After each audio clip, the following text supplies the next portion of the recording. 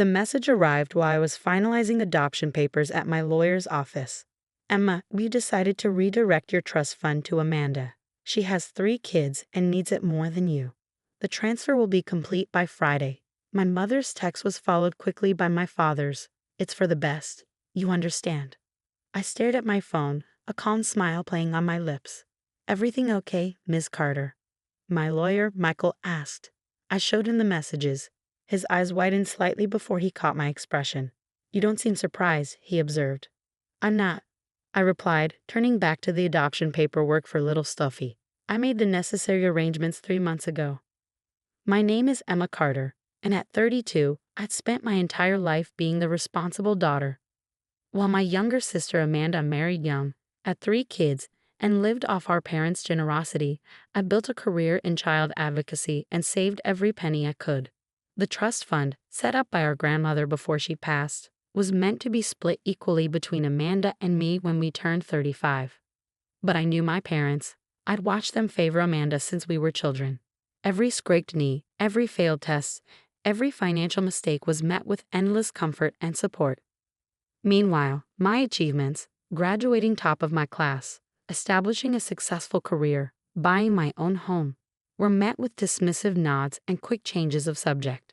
3 months ago, during a family dinner, I overheard them discussing Amanda's latest financial crisis. Her husband Tom had lost money in another risky investment, and they were struggling to maintain their lavish lifestyle. Emma's trust fund could help them, my mother had whispered to my father. She doesn't even have a family to support. They didn't know about Sophie then. They didn't know I'd been working with the adoption agency for over a year, preparing to give a home to a beautiful 5-year-old girl who'd lost her parents in a car accident. They didn't know because they never asked about my life, too busy solving Amanda's latest crisis. The next day, I visited my grandmother's old lawyer, Michael, who'd become a trusted friend over the years. Is there any way to protect the trust fund? I'd asked. He'd smiled, pulling out documents my grandmother had left. Your grandmother was a smart woman, Emma. She added a clause that if anyone attempted to alter the distribution of the trust without both beneficiaries' consent, the entire amount would be immediately released to the originally named recipients. That afternoon, I transferred my portion, roughly $2.5 million, into a secure account. Not for myself, but for Sophie's future and for the Children's Advocacy Center I'd been quietly developing. Now, sitting in Michael's office, I typed a simple reply to my parents' message. Thanks for letting me know. My phone immediately buzzed with calls from both of them, probably expecting tears or arguments. I declined them all, focusing instead on the final details of Sophie's adoption. Tomorrow I would bring her home, to a house filled with love and the security my grandmother had wanted for her great-grandchildren. All of them, not just Amanda's kids. Should I inform them about the clause? Michael asked, organizing the completed adoption papers. Not yet, I replied. Let them figure it out when they try to transfer the funds. Besides, I smiled, looking at Sophie's photo on my desk. I have more important things to focus on right now. As I left his office, my phone kept buzzing with messages from my family. Amanda was now involved, sending long texts about how she deserved the money more because she had real children to support. My parents alternated between guilt trips and demands that I answer their calls. I drove home in peaceful silence, thinking about the room I prepared for Sophie, painted in her favorite colors, filled with books and toys. Tomorrow, she would finally have a forever home, and I would have the daughter I'd always dreamed of. My parents' attempt to control my life through money had come too late. I'd already built something far more valuable than any trust fund. Let them think they'd won. Let them believe I was the passive, compliant daughter they'd always taken for granted.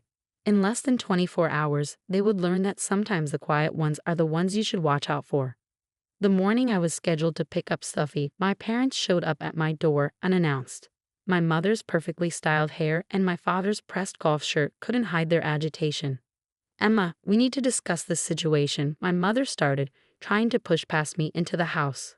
I blocked the doorway, noticing their eyes widen at the colorful backpack and small pink suitcase visible in my entryway. Are you going somewhere? My father asked, confusion evident in his voice. Yes, actually. I have an important appointment this morning.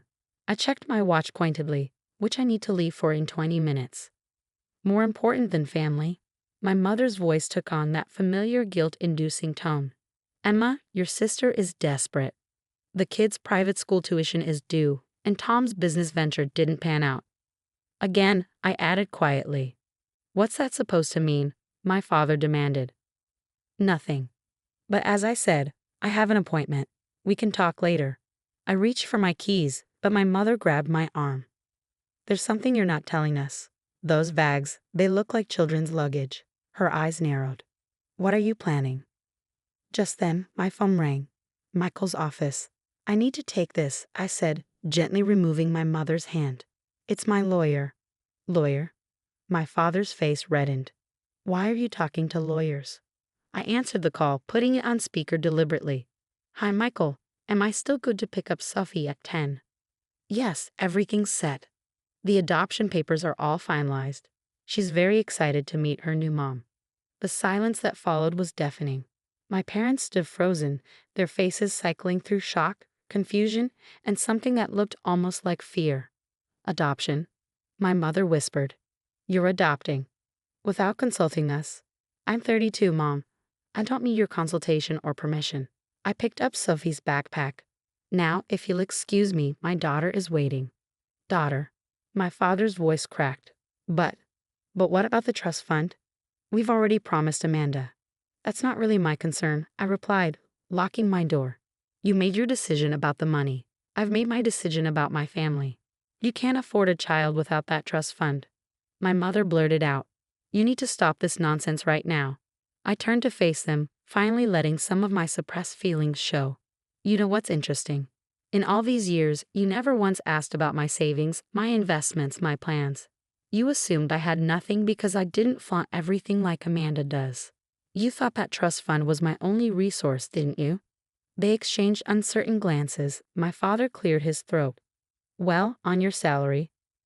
My salary as a senior child advocate, plus my investments, plus the money Grandma left me directly in her will, separate from the trust fund, have left me quite comfortable. I smiled at their shocked expressions. Oh, you didn't know about that part of the will? Maybe because you were too busy helping Amanda spend her portion within the first year. But, my mother stammered. But Amanda needs. Amanda wants, I corrected. There's a difference. Now, I really need to go. Sophie's waiting. As I drove away, I watched them in my rearview mirror, standing dumbfounded in my driveway. My phone started buzzing again. Amanda this time. I switched it to silent, focusing instead on the journey ahead. The adoption center was bright and welcoming, and Sophie was waiting in the play area, clutching her favorite stuffed elephant. The moment she saw me, her face lit up with a smile that made everything, every dismissal, every family drama, every carefully planned step, worth it. Ready to go home, sweetheart? I asked, kneeling down to her level. She nodded enthusiastically, then hesitated. Will they like me? She asked quietly. Who, sweetie? Your family. Will they like me? I hugged her gently. You and I are family now, Sophie. We're going to build our own kind of family, filled with love and trust and support. And yes, they'll love you, once they get to know you. But for now, it's just us. And that's perfect. As we drove home, Sophie chattering excitedly about her new room, I received a text from Michael. Your parents just tried to access the trust fund. The clause has been triggered. Should I proceed as planned? I smiled, watching Sophie in the rearview mirror as she hugged her elephant and gazed wonderingly at her new neighborhood. Yes, I typed back. It's time they learned about Grandma's real legacy. The next morning, chaos erupted. My father's angry voice filled my voicemail. What do you mean the money's gone? Emma, what have you done? My mother's messages alternated between threats and tearful pleas. Amanda's texts became increasingly hysterical. You've ruined everything. How could you be so selfish? I sat at my kitchen counter, watching Sophie eat her breakfast, chocolate chip pancakes, her favorite. She looked up, catching my expression. Are you sad? She asked, maple syrup dripping from her fork. No, sweetheart, I smiled, wiping her chin, just thinking about how perfect this morning is. The doorbell rang, followed by insistent knocking. Through the window, I could see my parents' car in the driveway. Amanda's minivan pulled up behind it. Sophie, remember how we practiced for loud situations? She nodded, pulling her noise-canceling headphones from her backpack. Good girl. Let's go upstairs and read while I handle this. After settling Sophie in her reading nook, I opened the front door to face my family's fury. Amanda pushed past me, her face red with anger. How dare you steal my children's future? Interesting choice of words, I replied calmly, considering you were planning to steal my share of the trust. That was different, my mother interjected. We were trying to help. Help who, Mom? Amanda's kids or Amanda's lifestyle? I gestured to her designer purse, her fresh salon highlights. When was the last time you asked about my plans, my dreams? You never needed help, my father argued. You were always stable. Stable, I repeated. You mean boring. Reliable, the perfect backdrop for Amanda's drama. Well, guess what? Grandma saw this coming. She knew exactly who you all were. I pulled out an envelope, the letter my grandmother had left with Michael. Would you like to know what she really thought about your parenting style? My mother sank onto the couch, her facade cracking. What are you talking about? Grandma knew you'd favor Amanda. She watched you do it for years. That's why she added the clause about immediate distribution if anyone tried to change the terms. She wanted to protect me from exactly this situation. But where's the money now? Amanda demanded. You have to give it back. A small voice came from the stairs. Mama, my book fell. Sophie stood there, headphones around her neck, clutching her elephant.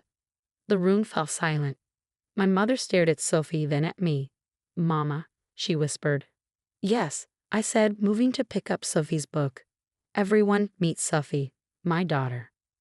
You spent the trust fund on her? Amanda sputtered. No, I smiled. I invested my portion in something much bigger. The Carter Children's Advocacy Center opens next month. A place where kids like Sophie can find support, legal help, and a chance at a better future. The trust fund wasn't just money. It was an opportunity to continue Grandma's legacy of protecting those who need it most. My father slumped in his chair. All this time, I was building something meaningful. I finished. While you were all focused on maintaining appearances, I was creating a real future, not just for Sophie, but for hundreds of children who need help. But what about my kids? Amanda cried. Their tuition. Maybe it's time they went to public school, I suggested gently. Like I did. Maybe it's time they learned the value of earning things, not just receiving them. Sophie tugged at my sleeve. Can we finish our pancakes now? Of course, sweetheart. I turned to my family. You're welcome to be part of our lives, part of something bigger than designer bags and country club memberships. But it has to be on different terms. No more favoritism, no more manipulation, no more taking me for granted. My mother looked at Sophie, then at me, seeing us, really seeing us, perhaps for the first time.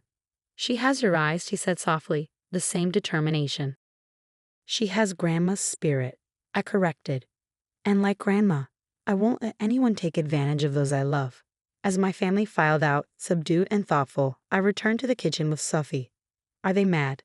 She asked, picking up her fork. They're learning, I replied, pouring more syrup on her pancakes. Sometimes people need to lose something to understand its value. That evening, as Sophie slept surrounded by her books and toys, I received one final text from my mother. Your grandmother would be proud. Maybe we could visit the Advocacy Center when it opens. I smiled, typing back, Sophie would like that. She loves story time if you're interested in reading to the children there. Sometimes the best revenge isn't about getting even. It's about building something better from the ashes of others' mistakes. Sophie and I had created our own kind of family, and maybe, just maybe, we could help my parents and Amanda build something better too. But this time, it would be on our terms.